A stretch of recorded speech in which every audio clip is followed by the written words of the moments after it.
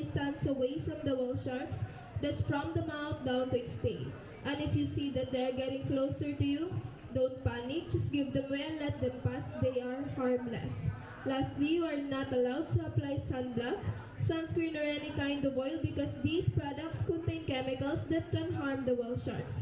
But if you applied it already, kindly rinse it off down there to shower area before going. Violations are punishable, so please obey the rules to avoid penalties. There are some sea wardens monitoring the whole operation. Additional reminders from here up to the interaction area, wearing of life vests is mandatory. But upon reaching there, if you're a good swimmer and can swim deeper, you can take off your life vest and leave that on the boat. From the boat down to the water, enter slowly, do not jump. Please proceed to life jacket area for boarding. W30. Please proceed to life jacket area for boarding.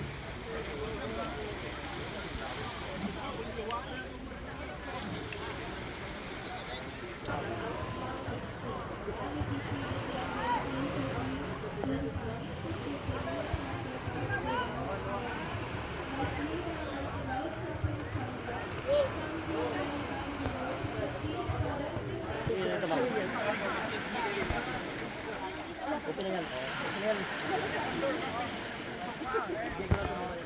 Ito na yung souvenir. Bukan, magaling yan. Ako yan, yung pagkakain. Malapit ko yan.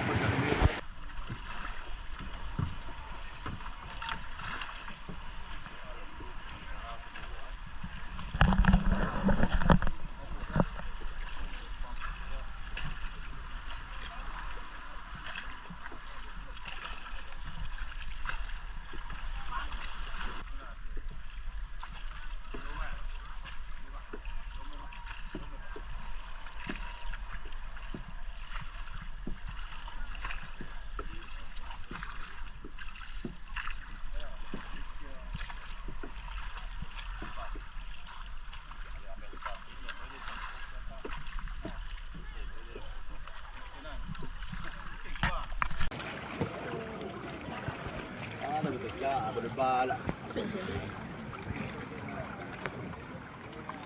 Nagawa ko